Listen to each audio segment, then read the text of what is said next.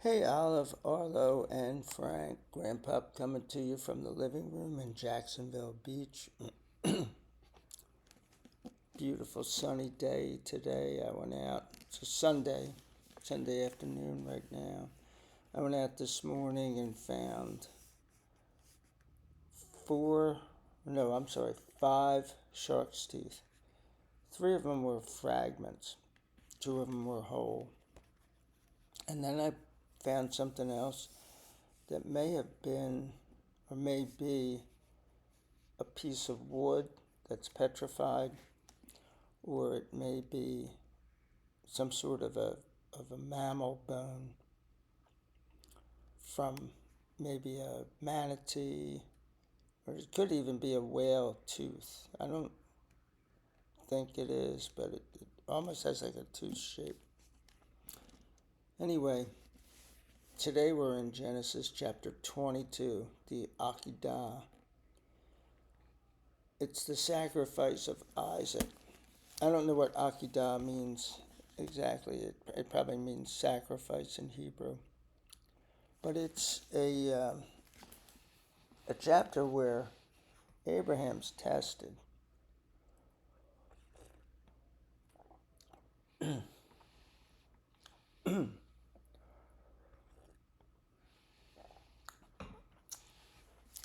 Tried out my French press today. Made a little coffee. So when I have the blue cup, it means I have tea. If I have the green cup, it means I have coffee.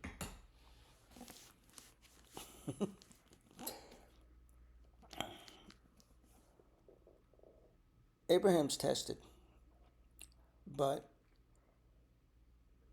the God of the Bible detests the practices of people who worship gods like Moloch, who sacrificed their children to those gods. So I'm not going to get into the theological, eschatological,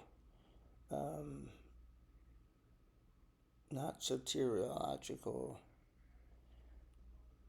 any of the logical arguments about this chapter. Let's just read it. But before we just read it, I mentioned this at the end of the last chapter. When we read this, we see this little boy going like, oh, where are we going? What are we going to do? But most scholars think that Isaac was 30. They believe that Isaac was about the same age that Jesus was when he was sacrificed.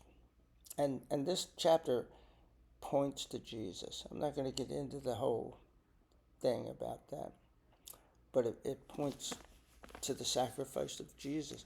And Jesus was sacrificed to God by his Father, who is God. 22 begins, sometime after these things, God tested Abraham. So, after what things? After the birth of Isaac and throwing Hagar and Ishmael out of their little village, he said to Abraham, here I am.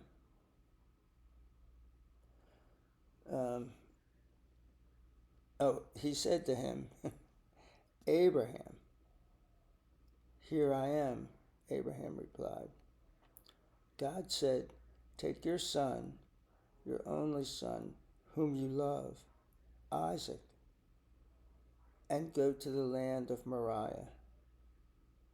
Offer him up there as a burnt offering on one of the mountains which I will indicate to you. A couple things here. He says, your only son. Now, in the last chapter, Abraham considered Ishmael his son. And God said, I'm going to make of Ishmael a great nation, and he has. There's people all over the Middle East and into Africa who are from the tribe of Ishmael. But the son who really matters in the biblical narrative is Isaac. So he calls him his only son. And a burnt offering is put them on the fire and let them go up in smoke. Early in the morning, Abraham got up and saddled his donkey. So not only did God tell him this, but he told him it, and then Abraham went to bed that night. I'm sure he talked to Sarah. I'm sure Sarah wasn't too happy about what was going to happen. So he got up the next morning and saddled his donkey. He took 2 of the young servants with him, along with his son Isaac. When he had cut the wood for the burnt offering, he started out for the place God had spoken to him about. On the 3rd day, Abraham caught sight of the place in the distance. So he said to his servants, You two stay here with the donkey while the boy and I go up there. We will worship and then return to you. So it's 3 days. You can drive across all of Israel in a couple hours. Where they went was 3 days. A lot of scholars believe it was the Temple Mount. Whatever the mountain is, that's the Temple Mount in Jerusalem. Abraham took the wood for the burnt offering and put it on his son Isaac. So we see that Isaac's not a little kid. He can carry enough wood to burn his own body up completely.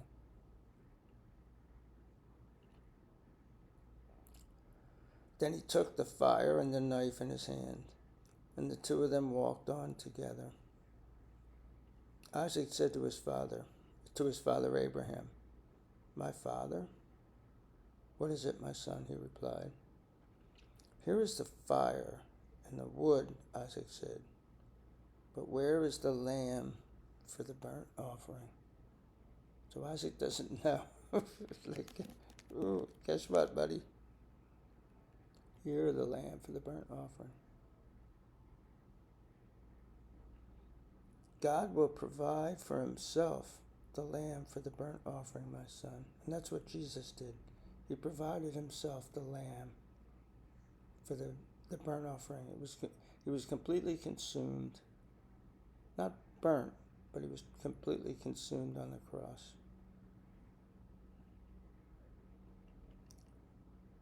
The 2 of them continued on together. When they came to the place God had told him about, Abraham built the altar there and arranged the wood on it. I bet he took his time. Next, he tied up his son Isaac and placed him on the altar on top of the wood. Then Abraham reached out his hand, took the knife, and prepared to slaughter his son. But the Lord's angel called to him from heaven, Abraham, Abraham. Here I am, he answered. Do not harm the boy, the angel said. Do not do anything to him, for now I know that you fear God, because you did not withhold your son, your only son, from me.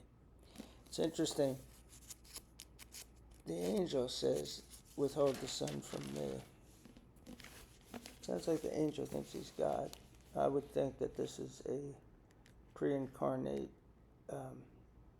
manifestation of Jesus. Abraham looked up and saw behind him a ram caught in the bushes by its horns.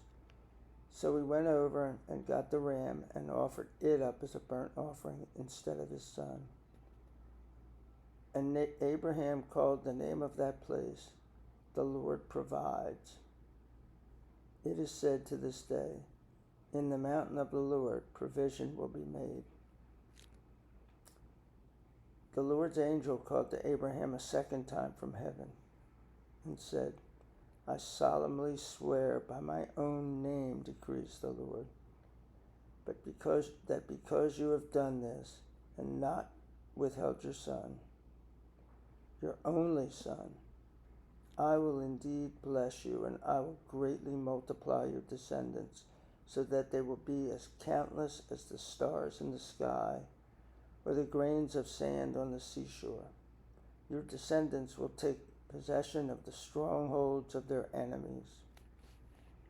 Because you have obeyed me, all the nations of the earth will pronounce blessings on one another using the name of your descendants. And that day is not here yet. In fact, the Jewish people are kind of a curse. There's expressions, if you say, like, you try to drive a hard bargain, you say, oh, that guy tried to Jew me down. It's something I hope you guys never say.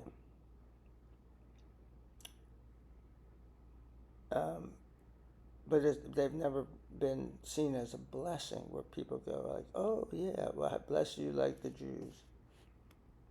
Then Abraham returned to his servants, and they set out together for Beersheba, where Abraham stayed. So they're passing now where Ishmael and Hagar stayed. After these things, Abraham was told, Milcah also has borne children to your brother Nahor. Uz the firstborn, his brother Buz, Kemuel, the father of Aram, Kesed, Hazo, Pildash, Jidlaph, and Bethuel. Now Bethuel became the father of Rebekah. And there's a reason why everything's in the Bible. So we're gonna run into Rebekah in, I think, 2 chapters. These were the 8 sons of Milcah. These were the 8 sons Milcah bore to Abraham's brother Nahor. His concubine, whose name was Reumah, also bore him children: Teba, Gaham, Tehash, Ma'akah. So we're moving right along. We're almost halfway through the book of Genesis. I hope it's been a blessing to you, because it's certainly been a blessing to me. Peace out. See you soon.